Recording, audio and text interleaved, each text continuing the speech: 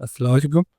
میرا سوال یہ تھا کہ سورہ جن میں پڑھنے سے جن خوابوں میں ہوتا ہے، اس بارے میں آپ بتائیے کچھ۔ یہ جو غلط فہمی ہے اس بارے میں بولیے۔ بھائی نے ایک سوال کیا کہ سورۃ الجن پڑھنے سے جن خوابوں میں آتے ہیں، قبضے میں آتے ہیں، اسی کی حقیقت ہے، کچھ بتائیے۔ میں نے ایسے جب میں چھوٹا تھا بہت سارے قصے واقعے سنے تھے، جس میں ہوتا یہ تھا کہ ایک صاحب بولے میں نے ایک بار سورۃ الجن کھول لیا، سورۃ الجن میں پڑھ رہا تھا، سورۃ الجن پڑھا تو بولے پڑھا تھا تو یہاں تھا، آدھا ختم ہو تو یہاں آ گیا، پورا ختم ہو تو یہاں آ گیا، پھر اور پڑھنا شروع کیا تو یہاں آ گیا، پورے مسجد میں گیا، شفٹ ہو رہا تھا وہ بولے بہت جلالی کمالی اور یہ اور وہ، اور اس کے پڑھنے سے جن آ جاتے ہیں۔ بہت سارے لوگ اس سورت کو 40 مرتبہ 40 دن تک ہر روز ایسی مسجدوں میں، ویران گاہوں میں یا جنگلوں میں جا کے پڑھتے ہیں جہاں کوئی موجود نہیں ہوتا، اور وہ بولتے ہیں اس سے جن ان کے قبضے میں آتا ہے۔ تو یاد رکھیے، سورۃ الجن سے جن قبضے میں آتا ہے ایسی کوئی دلیل تو نہیں ہے، لیکن یہ بات طے ہے کہ قرآن کی غلط استعمال سے جن قبضے میں آ سکتے ہیں، یا اس کو اگر ریالٹی فیکٹ جس کو بولتے ہیں، حقیقت بولوں تو اس کے غلط استعمال سے آپ جنوں کے قبضے میں جا سکتے ہیں۔ وہ نہیں آتے آپ کے قبضے میں، جو دکھتا ہے وہ قبضے میں آتا ہے، جو نہیں دکھتا وہ کیسے آئیں گا؟ میرے قبضے میں جن ہے، ٹھیک ہے، کیسے معلوم؟ انہیں آ کے بولتا تو مسئلہ وہی، انہیں ہی بولتا نا، تم کہاں دیکھ سکتے ہو اس کو؟ میں بولوں کہ میرے پاس دیکھو ایک جو ہے بکریاں پالی بھی، کہاں ہے؟ دکھتی نہیں ہو، دودھ بھی دیتی لیکن روز، بیوقوف آدمی، پاگل دکھتا میرے کو، اس کو مٹ کر دو کہیں لے جا کر، کیسا ہو سکتا ہے؟ جو دکھتا ہے وہی خوابوں میں آتا ہے میرے بھائی، تو یہ خوابوں میں چل جاتا ان کی زندگی بھر، جو وہ بولتا ہے یہ کرتا ہے تاکہ کچھ فائدے اس کو اس سے مل جائے۔ تو لہٰذا شرعاً ایسا کرنا، جنوں کو قبضے میں کرنا درست نہیں، حرام ہے، اس لیے کہ اگر ہوتا تو نبی اکرم صلی اللہ علیہ وسلم کے قبضے میں کتنے جن تھے، جو سب سے متقی پرہیزگار اور سب سے زیادہ علم والے نبی تھے، انسانوں میں سب سے افضل ہے نا انسان تھے، ان کے قبضے میں کتنے تھے؟ کتنے تھے؟ وہ ایک تھا جو ایمان لا لیا تھا، آپ کا قارین تھا، وہ بھی اللہ نے آپ کو وہ دیا اور وہ ایمان لا، بس اس کے علاوہ کچھ بھی نہیں، اور وہ بھی قبضے میں نہیں تھا، ایمان لا لیا تھا بس۔ ابوبکر صدیق جو انسانوں میں انبیاءوں کے بعد سب سے افضل انسان، ان کے قبضے میں کتنے جن تھے؟ کیونکہ ہمارے مفتی صاحب کیا تو 70 ہے، نہیں کہنا انہوں رکھ سکتے، تو ابوبکر صدیق کے مقابلے میں کون جائیں گا انبیاءوں کے بعد؟ کوئی مقام ہے نہیں، ان کے قبضے میں کتنے تھے؟ عمر ابن خطاب رضی اللہ عنہ کے پاس کتنے تھے؟ جن کے فضائل یہ ہے کہ جس گلی سے عمر گزرتا ہے شیطان ادھر سے ہو لیتا، آنے کی ہمت بھی نہیں کرتا۔ عمر کی زبان پہ جو ہے، یا عمر جو ہے، حضرت عمر رضی اللہ عنہ جو الہام، جو باتیں ان کے دل اور ذہن میں آتی تھی، وہ باتوں کو مانا جاتا تھا۔ کیوں؟ اس لیے کہ صحابہ کو پتا تھا عمر کے نزدیک شیطان نہیں آتا ہے، تو ان کو وسوسے نہیں آتے تھے، جو بات آتی تھی وہ اللہ کی طرف سے۔ الہام ایک ایسی شکل ہوتی ہے جس میں آدمی صحیح بات کو جان لیتا ہے، ٹھیک ہے؟ میں اب چور دروازے نہیں کھول رہا ہوں آپ کو شرک کرنے کے لیے، لیکن یہ چیز ہے، جیسا کہ میں نے سوچا آپ آنے والے تھے اور آپ آ گئے، یہ کیا تھا؟ اللہ کی طرف سے مجھے پہلے بتا دیا گیا، لیکن ہونے کے بعد پتا چلا یہ ہونے والا ہے۔ پہلے میں نہیں ہو سکتا، میں نے سوچا اور وہ آنے والا، دیکھ دروازہ کھلا آ گیا، یہ تو جادو ہے، یہ تو شیطان ہے۔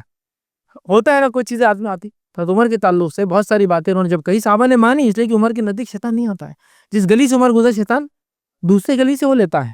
اگر نبی اکرم صلی اللہ علیہ وسلم فرماتے میرے بعد کوئی نبی ہوتا تو عمر ہوتے، حضرت ابوبکر کے بارے میں بھی نہیں کہا۔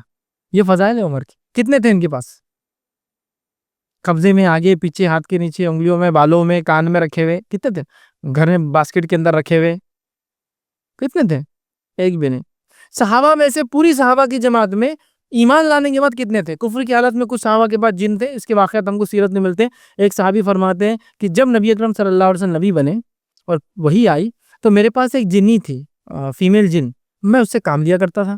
اس نے مجھ سے کہا کہ اب آسمانوں پہ جانا ہمارے لیے بند کر دے گا، اس پہ سخت پہرا لگ گیا ہے۔ میں جب ہی سمجھ گیا کوئی بہت بڑی گھٹنا دنیا میں ہونے والی ہے، اور میں اس گھٹنا کا انتظار کر رہا تھا۔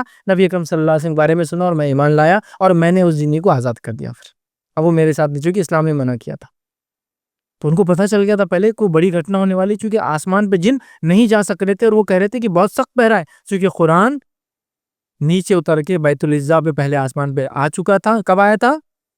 اِنَّا أَنزَلْنَاهُ فِي لَيْلَةِ الْقَدْرِ، لَيْلَةُ الْقَدْرِ میں پورا قرآن 7ویں آسمان پہ لوح محفوظ سے اترا، اور کہاں رک گیا؟ کہ پہلے آسمان بیت العزا پر، اور اسی رات پہلی وحی بھی نکلی اور محمد صلی اللہ علیہ وسلم پہ نازل ہوئی۔ دونوں کام ایک ساتھ، پورا بھی اترا اور تھوڑا بھی اترا، سمجھے آپ؟ تو کہا آسمان بند ہے، تو کفر کا زمانہ۔ توحید پر آنے کی بات بتائی، صحابہ نے کہا کہ جنگ میں میرے ساتھ یہ جن تھا، فلاں جنگ میں ہم نے جنوں سے یہ کام لیا، فلاں جگہ ہم بھوکے تھے، میں نے جن کو مچھلی پکڑ کے لا کے دے دو، یہ لا کے دے دو، شہد لا کے دے دو، فلاں کے دو، کھانا لا کے دو۔ بتاؤ ہے؟ نہیں ہے۔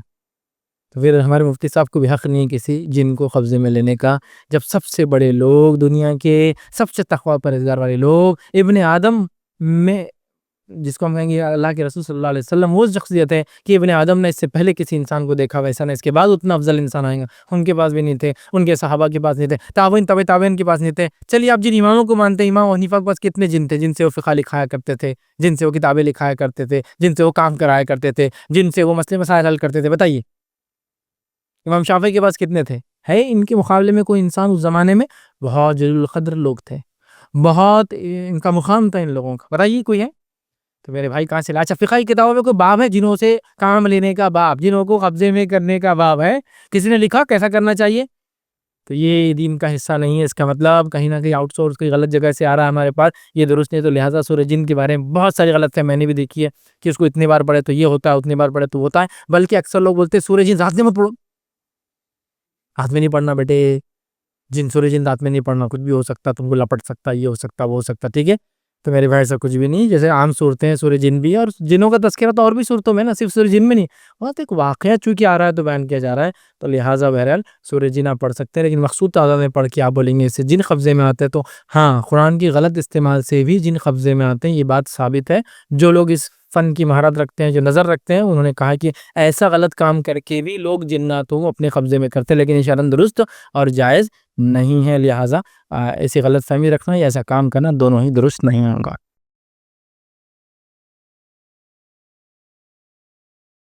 السلام علیکم، آپ بھی ہمارے اس کام میں تعاون کریں اپنی زکات و صدقات کے ذریعے۔ ڈونیشن ڈیٹیلز کے لیے ڈونیٹ اس پر کلک کریں۔ اگر آپ کو ہمارے ویڈیوز پسند آئے ہیں تو اسے شیئر کریں اور ثواب کے حقدار بنیں۔ روزانہ ہمارے ویڈیوز کو پانے کے لیے ہمارے یوٹیوب چینل کو سبسکرائب کریں اور بیل آئکن دبائیں۔ ہم سے دیگر سوشل میڈیا پر جڑنے کے لیے ویڈیو میں دیے گئے آئی ڈی کو سرچ کریں۔ جزاک اللہ۔